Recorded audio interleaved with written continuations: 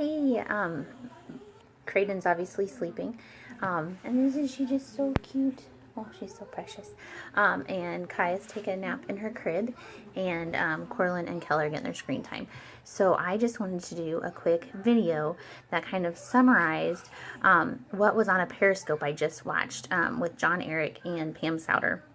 And if you don't know who those two people are, John Eric is our chief adventure officer, and I think it's really cool that we have an adventure officer, and he just is amazing with using social media and knowing how to attract people and invite people on this adventure and just being thoughtful, and just has such great advice, not just for business but for life. And Pam Souter is our chief networking officer, and she was the first woman to ever try the wrap way back in 2001, and basically helped start It Works, and now helps us help others, and just has great advice and great story and great person, and she's just an amazing lady. And so the two of them teamed up to do this Periscope, and the Periscope was called Fear versus Love.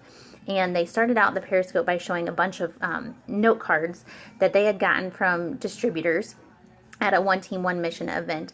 And they had asked the distributors there, all ranks, so from distributor all the way up to ambassador, to write down fears that they had.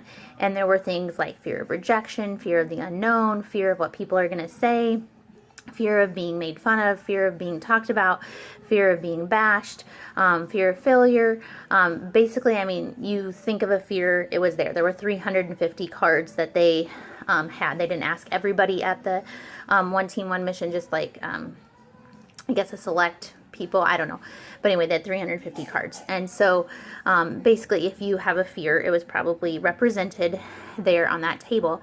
But they just address some of those fears, but they just had some other great advice, and I just wanted to share that with you in case you didn't get a chance to watch the Periscope before it goes away, because they're only available for 24 hours. That's the only thing I don't like about Periscope, is that it just disappears after 24 hours. So I'm just going to read some of my notes that I wrote down, and maybe some of the things that stuck out to me will speak to you as well, because I know fear is a big thing for me. Fear held me back for a year before I said yes, and it was fear of what people were going to think of me, and not so much fear of failure. I did fear that a little bit, like, what if I'm not good at this? What if it doesn't work out for me? But the more so was the fear of what other people would think. And you know what? Other people don't pay my bills, and other people are not responsible for my dreams, and other people aren't going to make my dreams come true. And so basically, if you haven't heard my story, I had heard about the opportunity, kind of thought it was a scam, but was very interested, just because I work very hard at the gym. But a wrap would have been really nice for me too.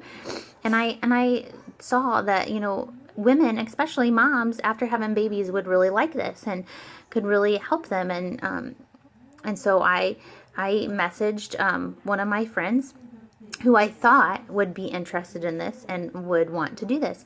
And she basically told me it was stupid and that I should never consider even doing It Works, because like two people in her mom's group at church, her MOPS group, already sold it, so it was saturated. And so, you know what, I just shrugged it off and said to myself, you know, that's right, that was a stupid idea. Like, what was I even thinking? I was an idiot. I need to get rid of this idea. And so I let that one person keep me from doing this for a whole year, and I missed out big time because of that, and I regret that. So don't let fear of people keep you from what your dreams are. If God has put something on your heart, if you have a dream in your heart, a passion, something that you're excited about, who cares what other people think? Go for it. People probably thought the Wright brothers were stupid, but they invented planes. I'm sure people thought Thomas Edison was crazy, and we have electricity because of him. And I could go on and on. So don't let fear of other people keep you from your dreams. And one of the first things I wrote down that John Eric said was, don't let your dreams die with you. And your dreams are really more than a dream. They're a destiny. So I thought that was really good. And you know what? When you get to the end of your life, don't have regrets. Don't say, man, I wish I would have done that, or oh, I should have done that, or what if I had done this. Don't have any what ifs or regrets at the end of your life.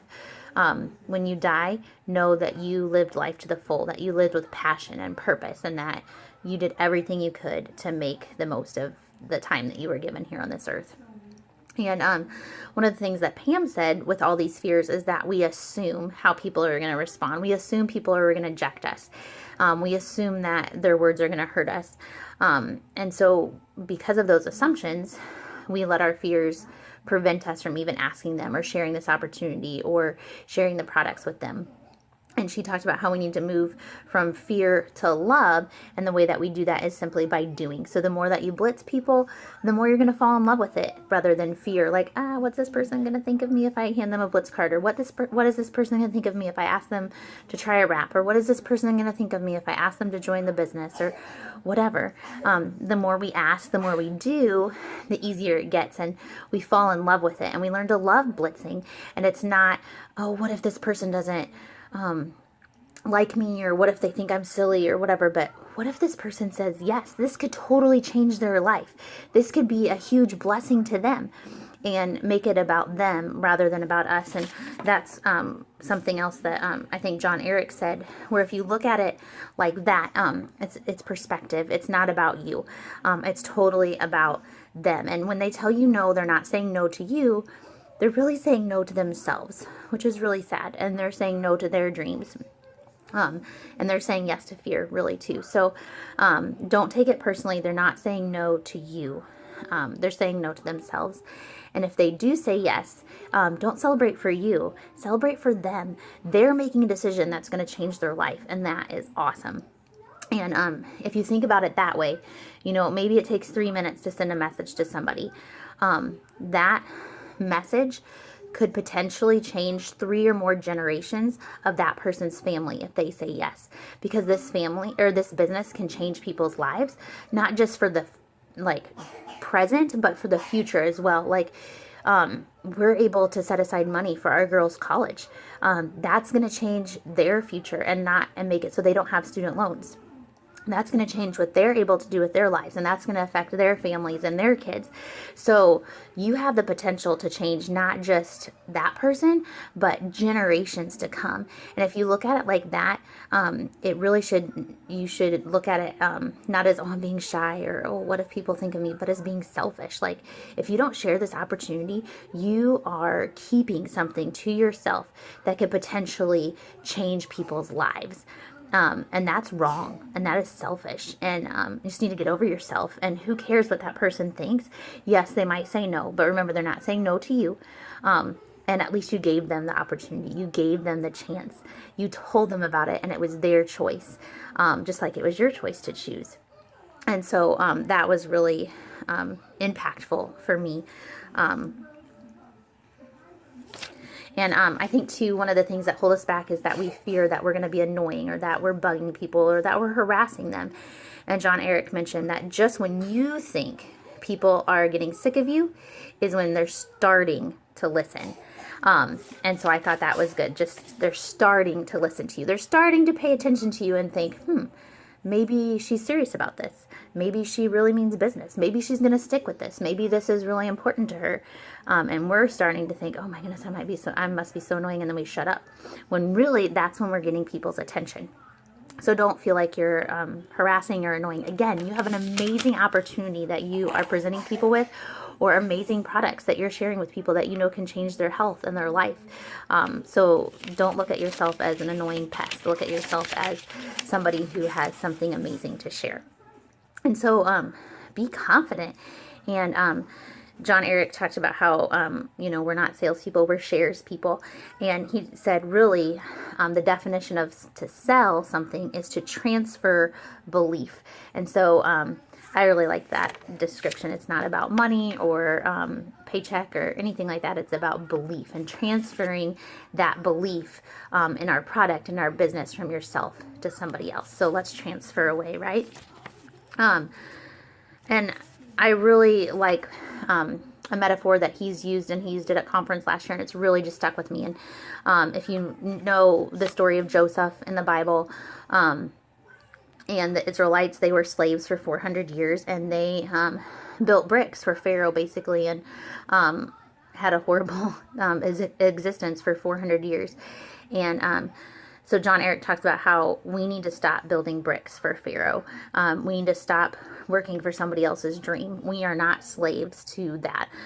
We are free, and having been set free, we need to free others. But he talks about how we don't need to build bricks for Pharaoh. We need to get to our promised land. And for the Israelites to get to the promised land, they had to walk through the wilderness. And he talks about how that wilderness part of the journey is very important, and you don't get out of the wilderness, you go through the wilderness. And whether your wilderness is, hard times or whatever, setbacks, obstacles, you can't, if you stop and quit, then you're stuck in the wilderness. That doesn't get you anywhere. Quitting and giving up doesn't do anything for you. It just gets you stuck in the wilderness, and that's not where you want to be. So he talks about getting through the wilderness and to your promised land. And he said the distance between fear and destiny is the promised land. And so you have to move from fear to your destiny by getting through the promised land. So don't avoid the wilderness. Don't avoid hard times and things like that. Those hard times mold you and shape you and help you become the person that you're supposed to be. So embrace that and go through it, and know that it has a purpose and that there is a promised land on the other side. As long as you keep going, you're going to get there. And Pam talked about, really the deep down solution to that is to get over yourself. And your fears feel real, but they're not. You can overcome them. Rejection's not going to kill you. I don't remember if it was John Eric or Pam who said that, but rejection is not going to kill you. It's not. So move on. And if somebody says no to you, they're not saying no to you. They're saying, well, first of all, they're not even saying no. They're saying not right now. Don't ever take no for a no. But remember, they're not saying no to you. They're saying no to themselves.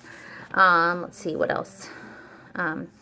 Just to look at the time that you put into it and things like that, not as an expense, but an investment, and just know that what you're doing now can really pay off. And I thought it was really cool how Pam talked about when she first started, and the company first started, it took them 5 years to start making money.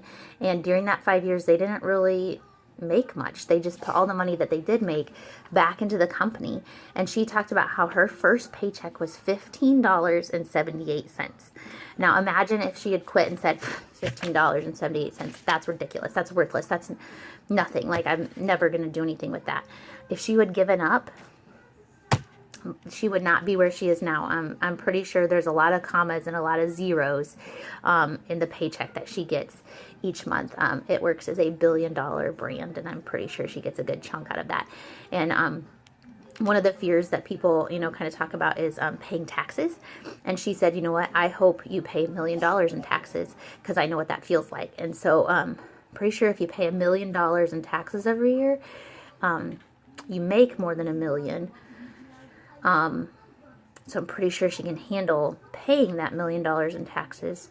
And I'm pretty sure she's glad she didn't stop when her first paycheck was $15.78. So you know what? Don't stop. Don't quit. Don't let fear get in your way or prevent you from reaching the dreams that you have. And I don't know what exactly dreams you have. I know I have a personal dream of adopting, and that's going to cost anywhere from $30,000 to $60,000. And I really, really am praying that we can do that through It Works and not have to bat an eye about writing a check for that much. I want to have a second house where a single mom or somebody getting back on their feet or a missionary couple on furlough could stay, and we could say, you know what, stay at this house. Don't even worry about expenses or anything. Just stay there and enjoy yourself and get back on your feet or whatever. I want to be able to give generously and be a blessing. But those dreams aren't just going to happen. And if I say, oh, this is so hard, this isn't working, I'm not seeing the fast progress that I want or whatever, and I just give up, I'm going to go back to doing in-home daycare and being stuck at home and being depressed. And that's not an option for me. So my option is to look at myself in the mirror, put on my big girl pants, pull up my boots, and look at my girls and know that if I'm going to be telling them that they can be whoever God wants them to be, and that they can do big things, and that they can dream big, and that anything's possible if they work hard. If I'm going to tell them that, I need to show them that. And so Creighton was kind of sleeping while I was doing the while I was watching the Periscope, but she woke up a couple times, and I just looked at her, and her middle name Esther is because Queen Esther in the Bible was strong and courageous, and even though she faced a scary task, even death when she went before the king, if he did not accept her, she could have been killed, but she went anyway, knowing that she was created and put in that position for such a time as this. And so that's why we named Creighton Esther, is because we want her to be strong and courageous and bold, and stand up and do what's right and pursue her dreams and know that she can do big things. And I just told her, you know what?